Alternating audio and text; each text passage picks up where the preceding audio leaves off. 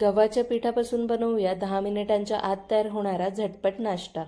एका ताटात 1.5 कप गव्हाचं पीठ, 1 चमचा तेल, चवीनुसार मीठ घालून चपातीला पीठ मळतो तसं मळून घ्यायचं। सारण बनवण्यासाठी कढईमध्ये तेल गरम करून त्यात जिरे, हिरवी मिरची, हिंग आणि एक मोठ्या आकाराचा उभा चिरलेला कांदा, कढीपत्ता घालून कांदा मऊ होईपर्यंत शिजवून घ्यायचं।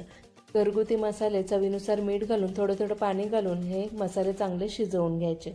त्यानंतर 2 उकडलेले बटाटे कुस्करून घ्यायचे आणि मसाले चांगले ह्या बटाट्यामध्ये मिक्स करून घ्यायचे।